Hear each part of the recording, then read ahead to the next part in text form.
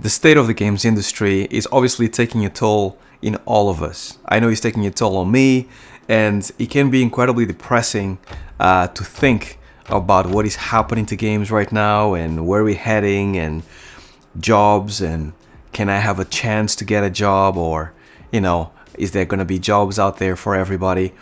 And lately I've been doing two things that have been helping me a ton, and also I've been recommending this to all my students, everybody that actually comes to my mentorship, because I do think that is incredibly valuable for you to disconnect a little bit, for you to think about things in a different way, and for you to actually have a sense of, perspective about where we actually came from in games and where we're heading towards next. Now, all of that might sound slightly cryptic, but I promise this will make sense once we actually get into the video next, and I'll tell you a little bit about these two things that it can be incredibly powerful when combined together, right? So, without further ado, let's get the video started.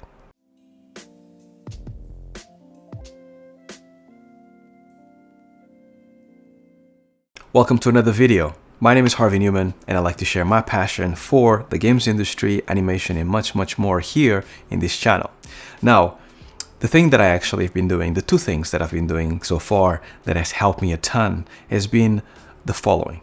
I've been disconnecting from my phone, social media, and so on and so forth, and I've been reading an amazing book.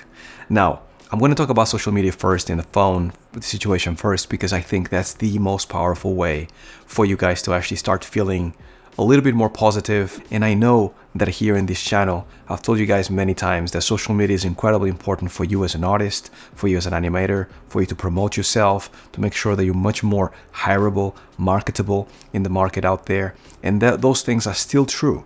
Absolutely spend the time to make sure that you make yourself incredibly valuable and expose your work out there. Make sure that people can start to see your awesome, your creativity, because that will take you a long way. However, I think it's really important for you to find that distinction between social media that you are doing it for a purpose, like in my case, to make sure that I'm actually promoting my channel and my mentorships and my courses and my all this stuff and my consultancy.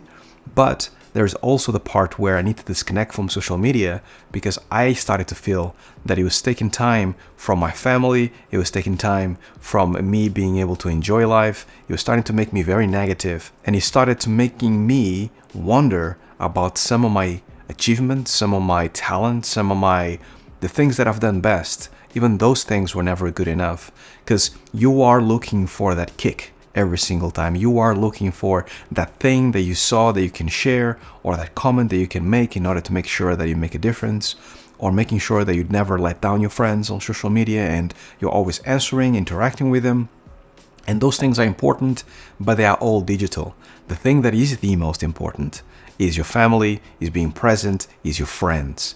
And as soon as you disconnect from it, and I normally do it during the weekend, you realize that life is much more enjoyable. So what was happening to me as well is that I was looking at my phone during the weekend, fully thinking, no harm, no foul. I'm spending most of my time with my family. Sometimes I'm checking my phone, sometimes with my family, and it's all good.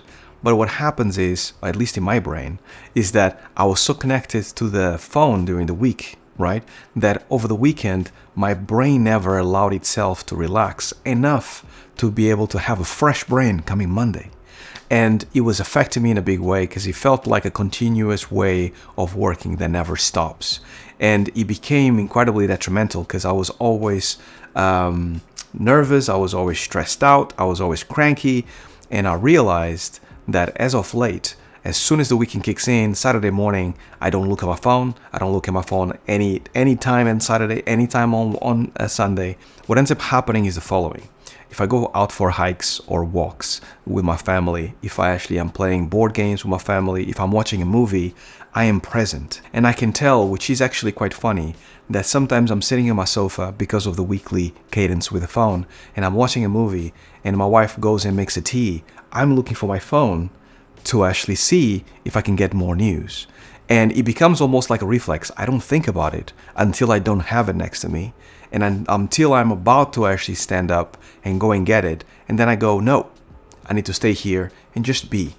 And those moments are the moments that I'm missing from our lives right now, I think, or at least from mine. And I think it's those moments that allow you to basically be like, no, I don't need that kick from social media from my phone. I don't need to check if I have another mail. I don't need to check if I got another DM from somebody. I just need to be here and just wait. Just wait there for a minute and see what happens next. And what happens next, to me at least, is that I start thinking about, can I play with my daughters, right? If I have some time, can I actually go and, enjoy another show, or maybe like switch off the TV and go somewhere else, right? So those moments that you have that are just like, even if it's just a little bit, your wife goes, gets a tea, comes back, or you go and get a tea and come back. Those moments allow you to be. Being present has allowed me to then, coming Monday, my brain is so relaxed and is so fresh that I feel like I'm a brand new person and I'm ready to tackle the week. And by Friday, I'm super exhausted, I'm burned out, and it's horrible. But I'm looking forward now, after having done that for so many weeks, to not having to deal with my phone, no matter what it is, no matter the fire. And that has been a massive boost and a massive win for me, because I am present. My wife is telling me that I've changed. My wife is telling me that she got me back to my times when I didn't used to be on the phone as much as I am now. And this is really powerful, and I wanted to share with you guys, because I do think that for everybody out there that is stressing out about the situation and AI and creativity and the layoffs, what is going to happen now, all of those things kind of disappear as soon as you just live real life, as soon as you go out and have a walk, as soon as you spend a few days, couple of days without touching your phone. All of those things they dissipate, right? So that is the first thing that I've done that has made a massive contribution to me being a little bit more zen. The second thing has been reading this book by Rick Rubin. So it's called The Creative Act, A Way of Being. And this, for all those that want to be creative, for all those that actually want to be in the moment, for all those that want to be creative in the best possible way, this is going to become a Bible. The book didn't came out a long time ago. It's been only a few months, maybe a year or so. But this allows you to have a north to where your creativity is best used, no matter the field that you are using your creativity in, and really puts you in a state of zen and presence for your creativity. It's really well written.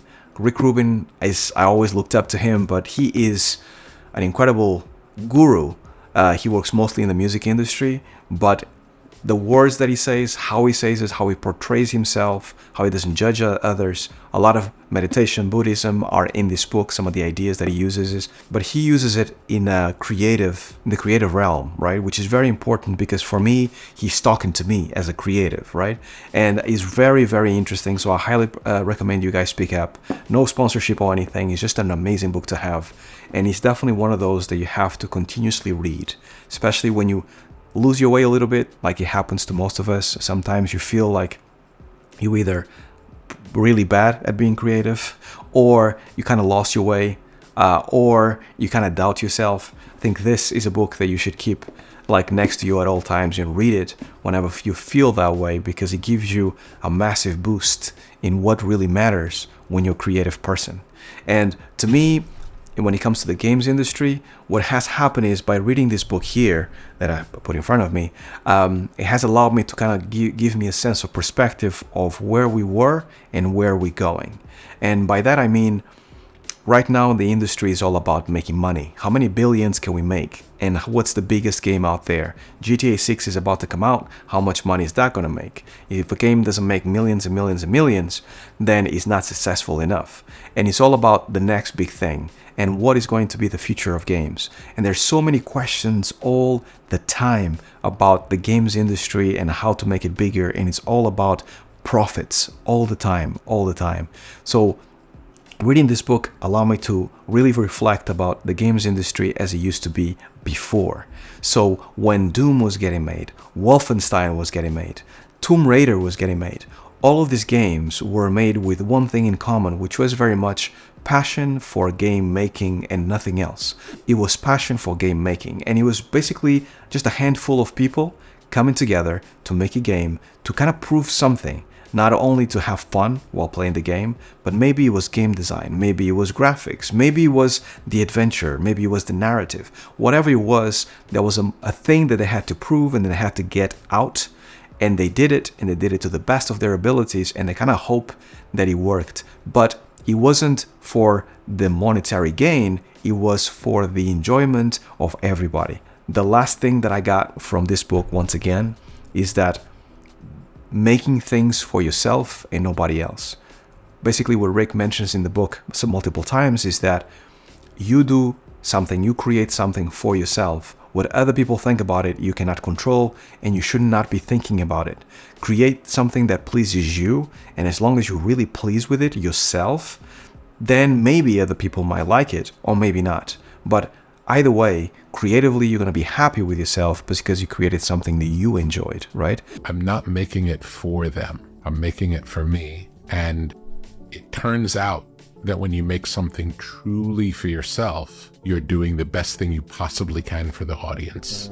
Now, if you create something that you enjoy a lot, and then the world thinks the same thing, then great. It's just like exacerbation of the happiness that you have inside, and you feel validated, and it's amazing. However, it should never start from a point of you trying to get the approval of others, because you will never get it fully. Nothing can be perfect in the world, and even if it is, there's always going to be naysayers out there telling you how bad certain things are, because there's this equilibrium of positive and negative that always has happened in society, in men. It's just normal. So I do think that having something that pleases you and makes sure that you are happy with it, or you did it to the best of your capabilities, means that when you put it out in the world, hopefully others will feel the same way, and that's as much as you can control.